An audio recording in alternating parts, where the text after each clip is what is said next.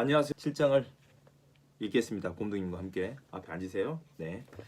다섯째 되던 날 역시 양의 덕택으로 어린 왕자의 다음과 같은 생활의 비밀을 알게 되었다.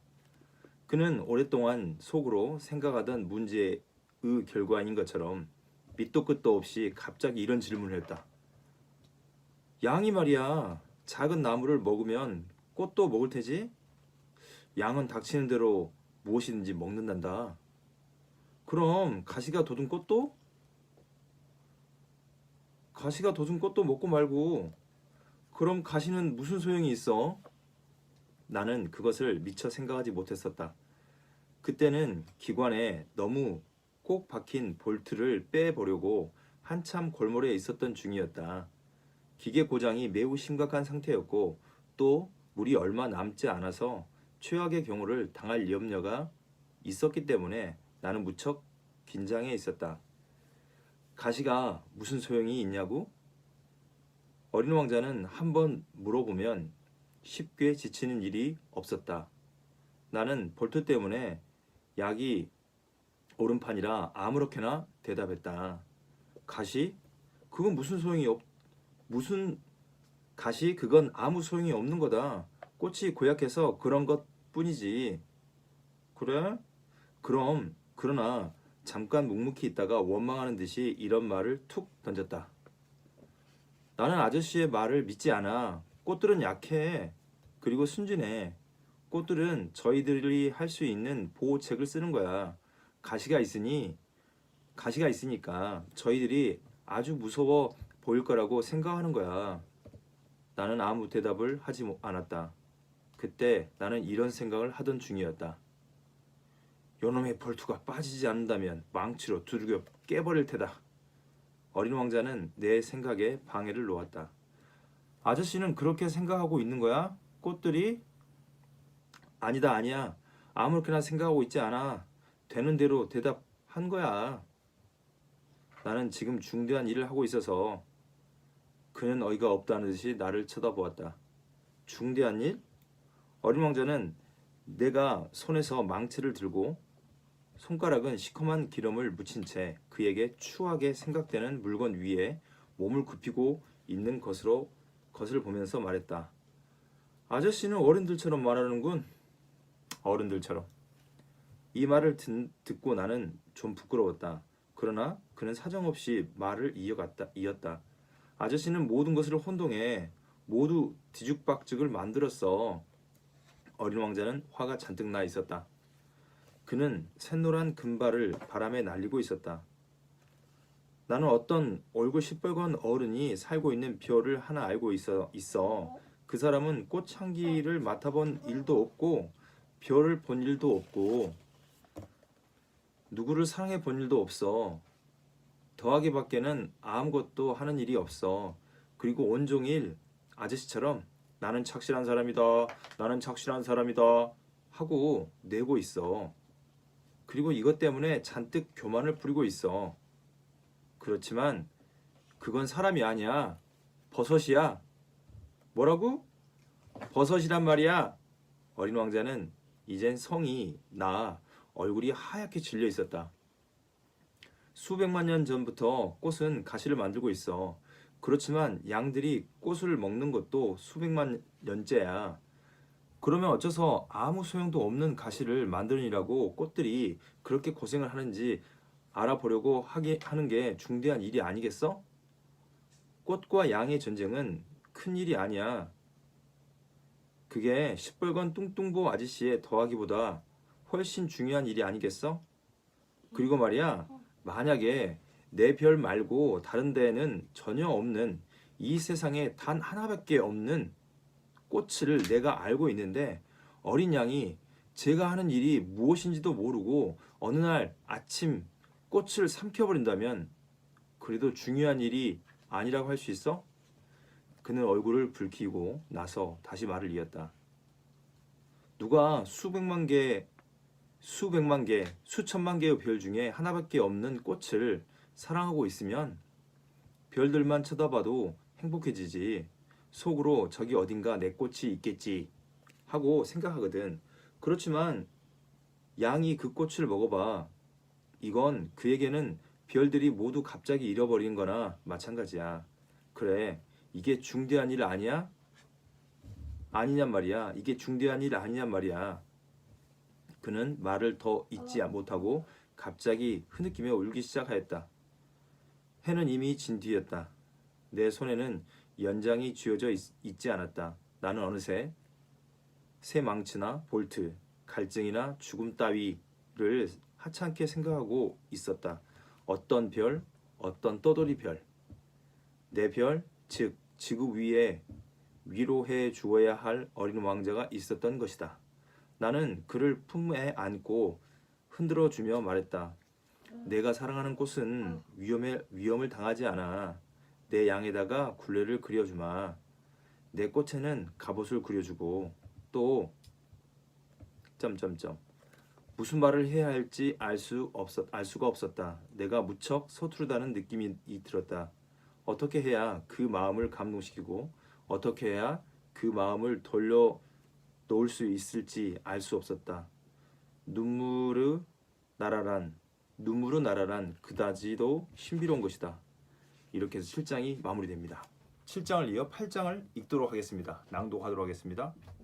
나는 곧 그 꽃에 대해 좀 더 알게 되었다. 어린 왕자의 별에는 전부터 꽃잎이 한 겹만 있는 아주 소박한 꽃들이 있었는데 그 꽃들은 별로 자리도 차지하지 않고 누구를 귀찮게 구는 일도 없었다. 하루 아침 풀 속에서 나타났다가는 저녁에 지는 꽃이었다. 그러나 이 꽃은 어느새 어디서 날아왔는지 모를 시에서 어느 날 싹이 텄는데 다른 싹과 같지 않은 이 싹을 어린 왕자는 무척 주위에서 살펴보았다. 바오밥 나무의 새로운 종류일지도 모르기 때문이었다. 그런데 어린 나무는 조금 자라더니 더 이상 자라지 않고 꽃봉오리를 맺기 시작했다. 굉장한 꽃봉오리가 맺히는 것을 본 어린 왕자는 거기에서 어떤 기적적인 것이 나타나리라고 생각했었다. 그러나 그 꽃은 그 푸른 방 속에 숨어 언제까지고 아름다운 단장을 하기에 바빴다. 빛깔을 정성껏 고르고 옷을 찬란히 입고 꽃을 하나씩 다듬었다. 양귀비처럼 꾸깃꾸깃한 채 나오기가 싫었던 것이다. 그 아름다움이 절정에 다다랐을 적에 나타나려고 했다. 그렇다. 굉장한 멋쟁이 꽃이었다. 그 신비로운 단장이 며칠이고 계속되더니 어느 날 아침 바로 해가 돋을 무렵에 활짝 피어났다. 그런데 그렇게 요란하게 치장하고 난 꽃이건만 하품을 하며 이런 말을 했다.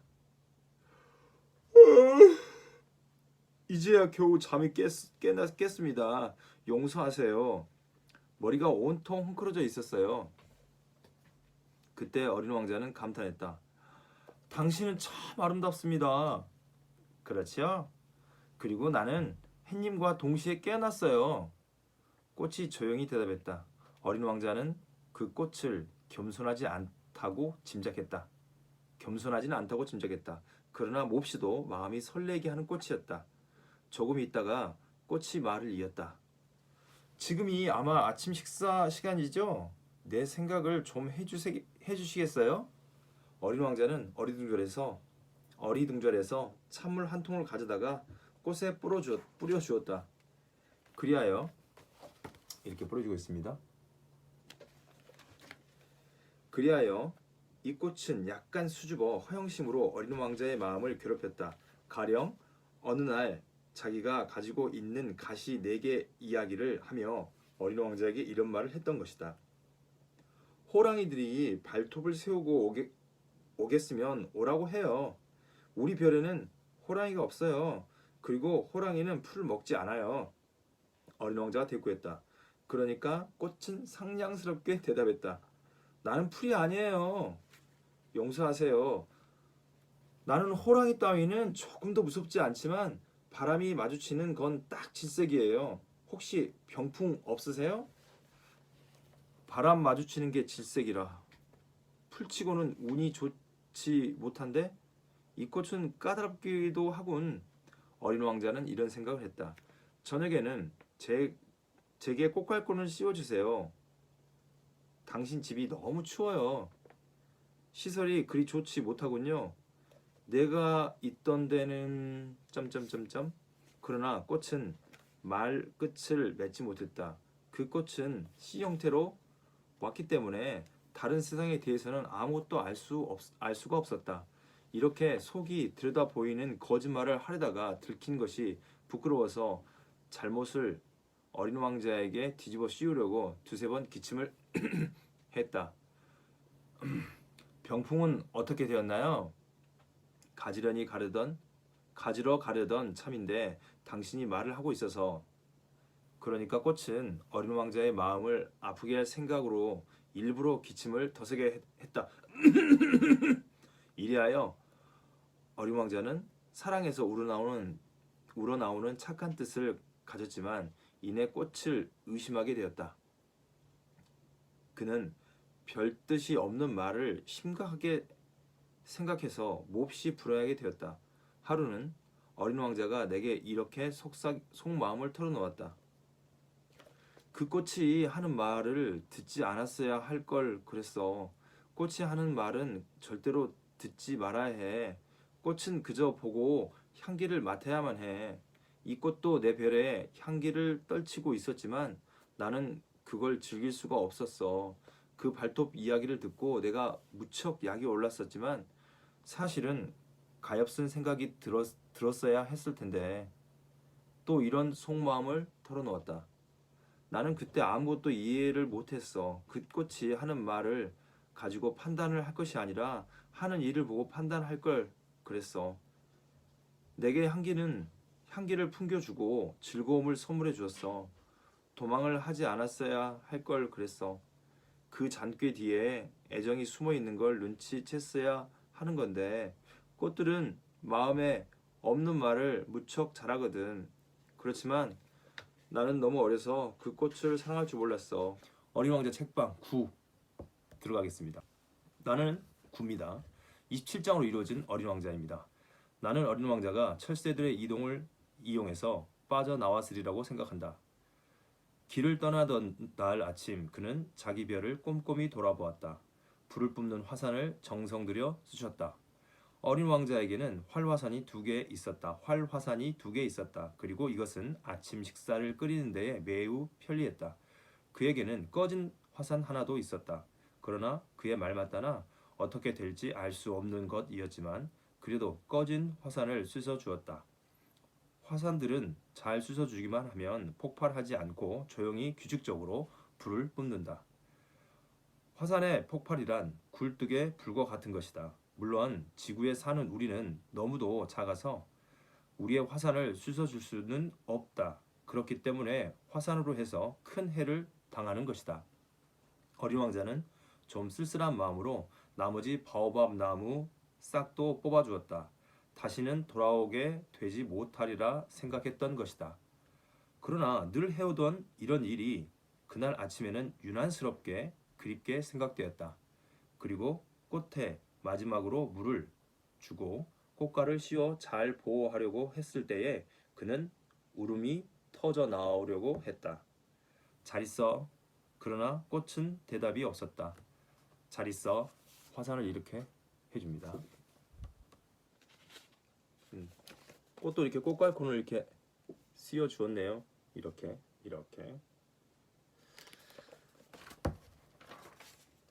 그는 다시 한번 말했다. 꽃은 기침을 했다. 그러나 이것은 감기 때문은 아니었다. 나는 바보였어. 용서해줘. 그리고 아무쪼록 행복하도록 해. 마침내 꽃은 이렇게 말했다. 어린 왕자는 꽃이 응석 부리지 않는 것이 이상스러웠다. 그는 꽃가를 손에 든 채 어쩔 줄 몰라 우두커니 서 있었다. 이렇게 조용하고 아늑한 것을 이해할 수가 없었다. 나는 내가 좋아. 꽃이 계속 이어서 말했다. 너는 그걸 도무지 몰랐지. 그건 내 탓이었어. 그렇지만 너도 나와 마찬가지로 어리석었어. 아무쪼록 행복해야만 해. 그 꽃갈은 내버려둬. 이젠 쓰기 싫어. 그렇지만 바람이... 난 그렇게 약하지만은 않아. 찬바람은 내게 이로울 거야. 나는 꽃이니까. 하지만 벌레들이 나비를 보려면 벌레 두세 마리쯤은 견뎌야 해. 나비는 참 예쁜 모양이던데. 그렇지 않으면 누가 나를 찾아주겠어. 너는 멀리 가 있을 거고. 큰 짐승들은 조금도 겁날 것 없어. 나는 발톱이 있으니까.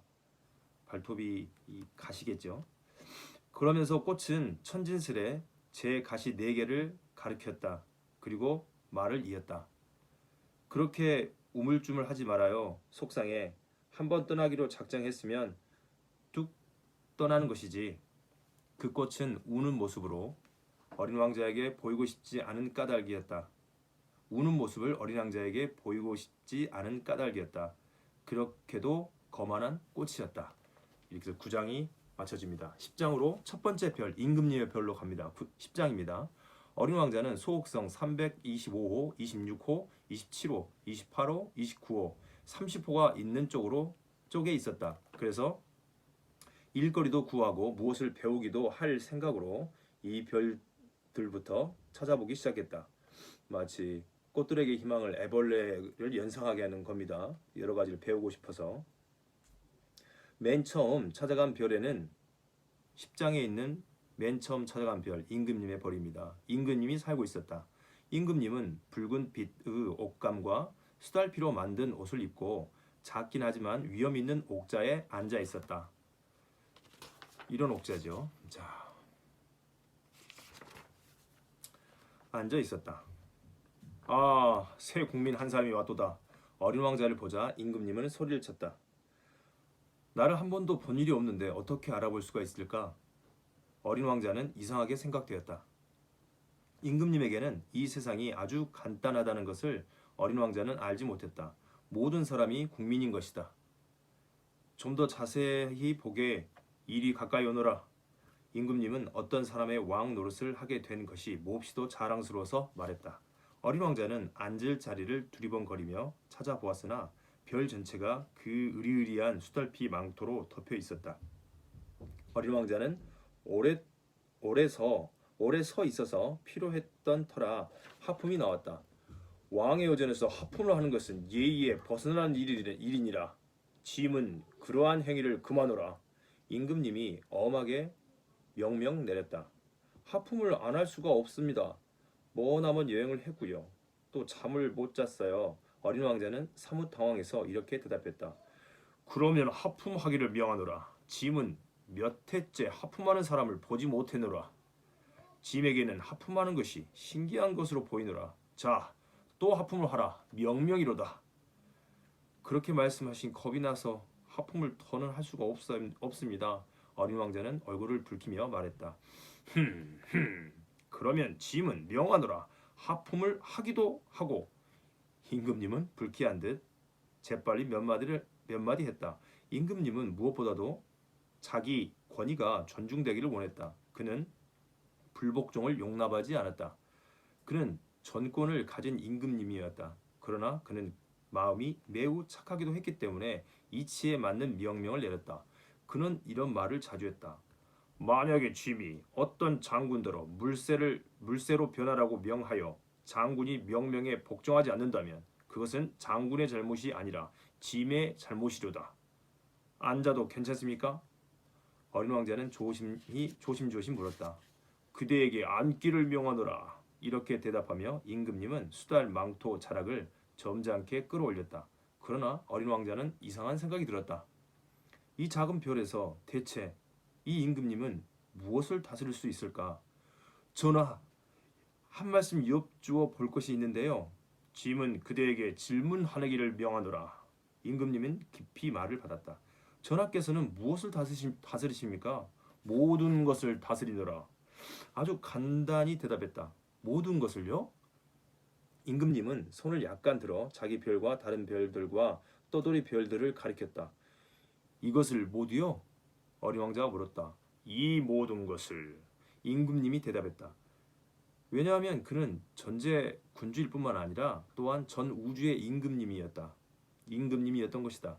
그러면 별들이 전하의 명령에 복종합니까? 물론이로다. 곧 복종하는도다. 짐은 규율 어김을 용납하지 아니하노라. 어린 왕자는 이런 권능을 감탄했다. 자기도 이런 권능이 있다면 의자를 뒤로 물릴 필요도 없이 해지는 광경을 하루에 43번뿐만 아니라 72번이나 100번까지라도 아니 200번까지라도 구경할 수 있을 것 아닌가.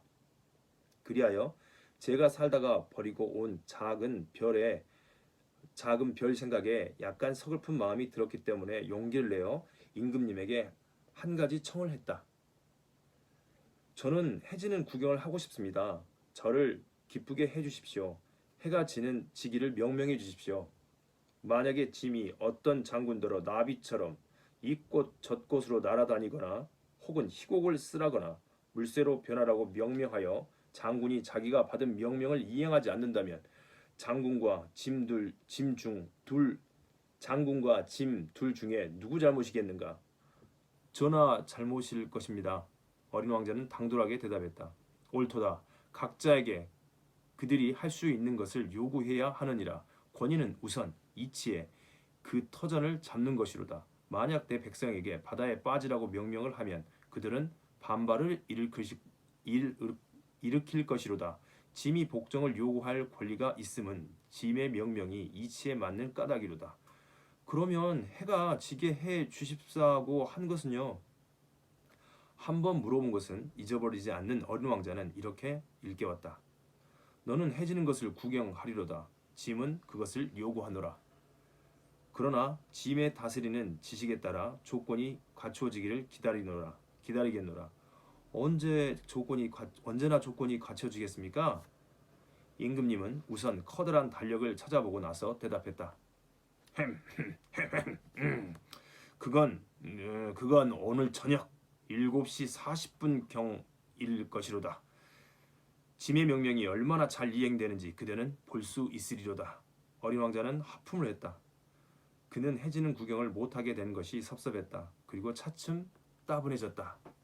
저는 여기서 아무것도 할 일이 없으니 도로 떠나겠습니다. 새로운 국민을 한 사람 가지게 된 것이 몹시도 자랑스러웠던 임금님은 대답했다. 가지 마라. 가지 마. 짐은 그대를 대신으로 삼으리라. 무슨 대신이요?